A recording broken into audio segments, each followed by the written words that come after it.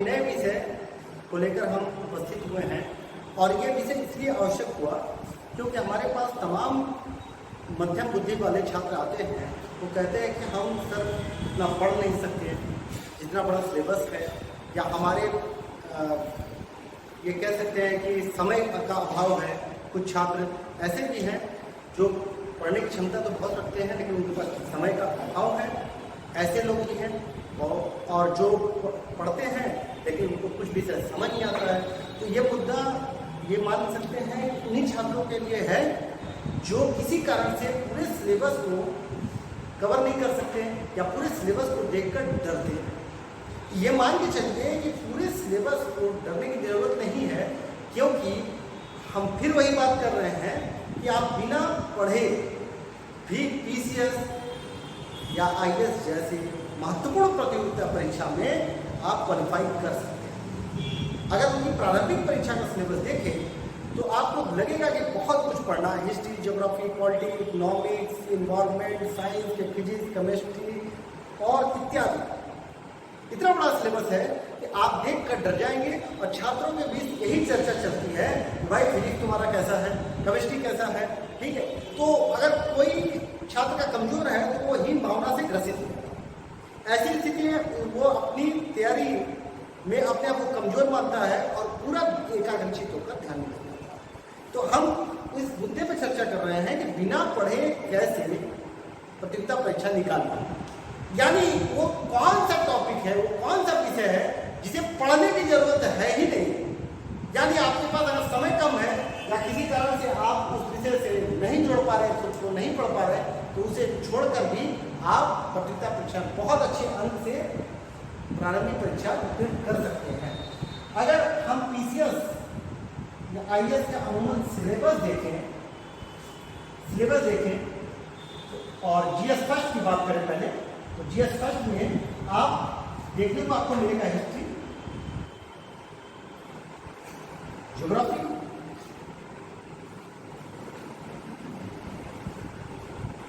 Polity,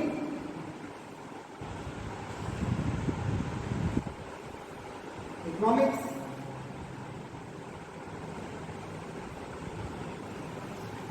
environment, पर्यावरण, science,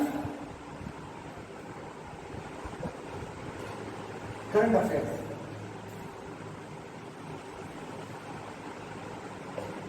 current affairs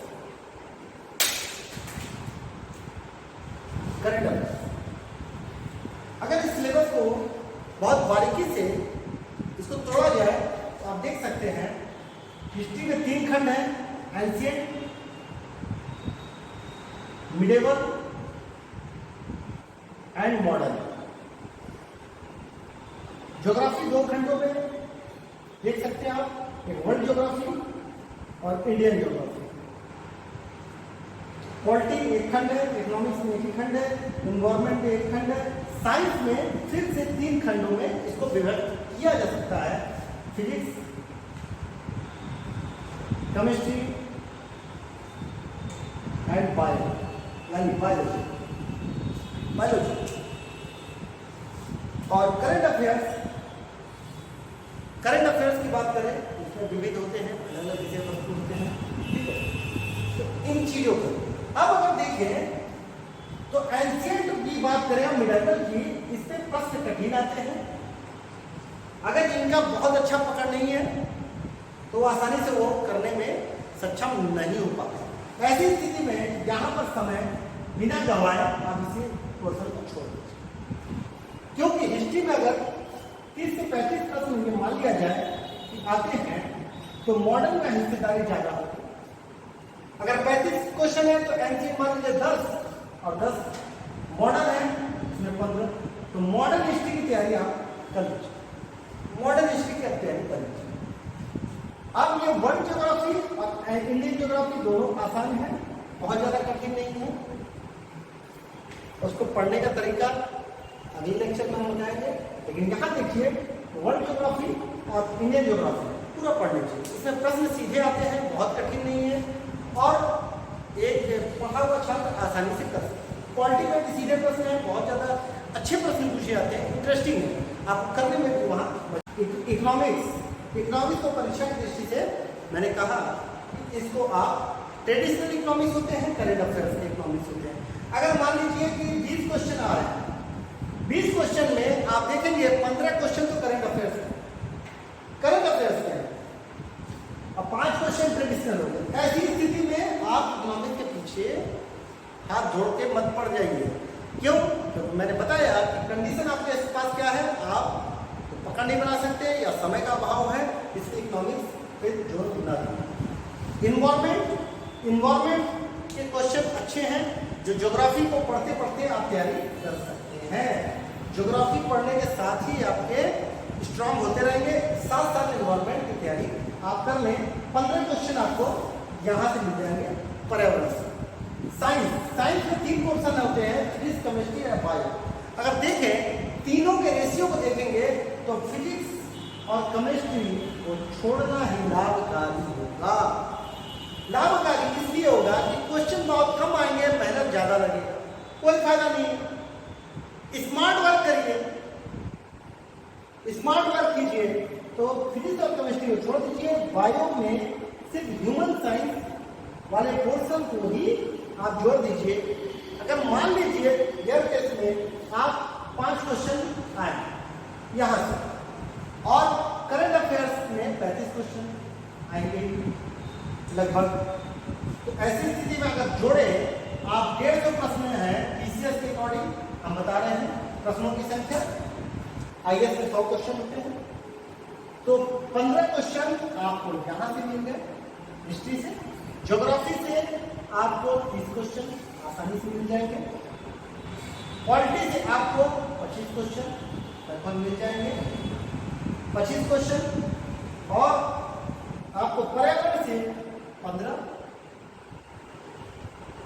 bio से 5 और करंट अफेयर्स 35। इस प्रकार से अगर जोड़ा जाए तो आपको यहाँ देख सकते हैं 15 15 30 30 प्लस 30 प्लस 40 प्लस और 25 60 आप 125 टोटल 125 क्वेश्चन की तैयारी आप आसानी से कर सकते। यानी आप बिना पढ़े, एंशिएंट को बिना पढ़े, मिडाइवल को बिना पढ़े, इन्वायरमेंट को पढ़े हैं, लेकिन इकोनॉमिक्स को बिना पढ़े, साइंस में बायोलॉजी वाले हिस्से को सिर्फ पढ़े और फिजिक्स केमिस्ट्री को बिना पढ़े, ऐसे तमाम पोर्शन को आप छोड़कर भी 125 क्वेश्चन की तैयारी आप आसानी से कर सकते हैं। क्यों? क्योंकि 150 क्वेश्चन आएगा, आप 150 के पीछे मत भागिए, क्योंकि कटअप तो आपको 90 से 100 के बीच में ही लाना है। आप 125 क्वेश्चन इसलिए कह रहे हैं क्योंकि आप कितनी भी तैयारी कर लीजिए, 30 से 35 क्वेश्चन ऐसे आएंगे जो परीक्षा भवन में आपको उस समय तो नहीं समझ। इसलिए 150 के पीछे न भागकर एक ऐसी स्ट्रेटजी बनाइए जो सेफ जोन भी हो और आपके कम समय में तैयारी हो सके। अगर कम समय में तैयारी हो सके तो ऐसी स्थिति में क्यों न बेहतर हो, इसे ही लागू किया जाए। और देखें तो आपके ज्योग्राफी, पॉलिटी, इन्वायरमेंट 3 पोर्शन आपने पूरे तैयारी कर लिए, यानी 3 पोर्शन पूरे तैयारी है। करंट अफेयर से जुड़े रहिए, करंट अफेयर से जुड़े रहिए। इस प्रकार से सिलेबस में अगर ट्रेडिशनल देखें तो ज्योग्राफी, पॉलिटी, इन्वायरमेंट को आपने पूरे तैयारी कर लिए, करंट अफेयर पढ़े, और एक तिहाई हिस्ट्री, 1 तिहाई आपने ये पढ़ा बायोलॉजी, यानी फिजिक्स और केमिस्ट्री को छोड़ के 2 तिहाई, 1 तिहाई बायोलॉजी पढ़ा। उसके बाद इन्वायरमेंट में बात करें पूरा पढ़िए आप। इकोनॉमिक्स में बात करें, इकोनॉमिक्स में ट्रेडिशनल कितने आएंगे, ऐसी स्थिति में 2 तिहाई आप, यानी अगर इकोनॉमिक्स किसी पढ़ लिया ठीक, यानी आप अगर 3.5 तो 7 खंड है, तो 3.5 खंड की तैयारी करके आप आसानी से 3.5 से 4, यानी अगर करंट अफेयर्स को मिले तो 3.5 से 4 खंड, मैंने 50 से 60% सिलेबस कवर करके आप लगभग 125 क्वेश्चन आपके कमांड हो जाएंगे। ऐसी स्थिति में प्रारंभिक परीक्षा में असफलता की गुंजाइश बिल्कुल नहीं है।